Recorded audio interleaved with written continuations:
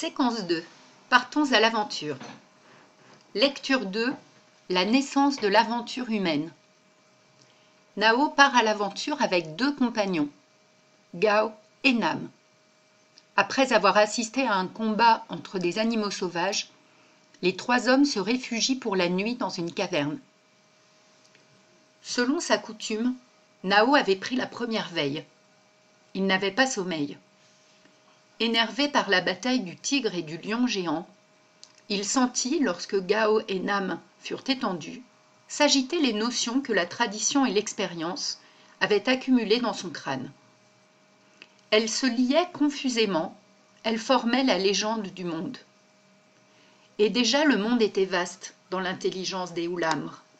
Il connaissait la marche du soleil et de la lune, le cycle des ténèbres suivant la nuit, de la lumière suivant les ténèbres, de la saison froide alternant avec la saison chaude, la route des rivières et des fleuves, la naissance, la vieillesse et la mort des hommes, la forme, les habitudes et la force des bêtes innombrables, la croissance des arbres et des herbes, l'art de façonner les pieux, la hache, la massue, le grattoir, le harpon et de s'en servir, la course du vent et des nuages, le caprice de la pluie et la férocité de la foudre.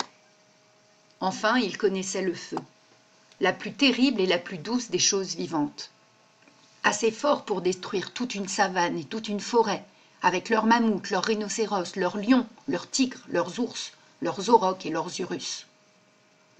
La vie du feu avait toujours fasciné Nao.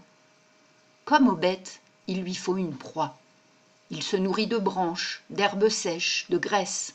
Il s'accroît. Chaque feu naît d'autres feux. Chaque feu peut mourir. Mais la stature d'un feu est illimitée. Et d'autre part, il se laisse découper sans fin. Chaque morceau peut vivre. Il décroît lorsqu'on le prive de nourriture. Il se fait petit comme une abeille, comme une mouche, et cependant il pourra renaître le long d'un brin d'herbe, redevenir vaste comme un marécage. C'est une bête, et ce n'est pas une bête. Il n'a pas de pattes, ni de corps rampant, et il devance les antilopes. Pas d'ailes, et il vole dans les nuages. Pas de gueule, et il souffle, il rugit. Pas de mains ni de griffes, et il s'empare de toute l'étendue. Nao l'aimait, le détestait et le redoutait. Enfant, il avait parfois subi sa morsure. Il savait qu'il n'a de préférence pour personne, prêt à dévorer ceux qui l'entretiennent, plus sournois que l'hyène, plus féroce que la panthère. Mais sa présence est délicieuse. Elle dissipe la curiosité des nuits froides, repose des fatigues et rend redoutable la faiblesse des hommes. Dans la pénombre des pierres basaltiques, Nao, avec un doux désir, voyait le brasier du campement et les lueurs qui effleuraient le visage de Gamla. La lune montante lui rappelait la flamme lointaine. De quel lieu de la terre la lune jaillit-elle? Et pourquoi, comme le soleil, ne s'éteint-elle jamais? Elle s'amoindrit. Il y a des soirs où elle n'est plus qu'un feu chétif, comme celui qui court le long d'une brindille. Puis elle se ranime. Sans doute, des hommes cachés s'occupent de son entretien et la nourrissent selon les époques. Ce soir, elle est dans sa force.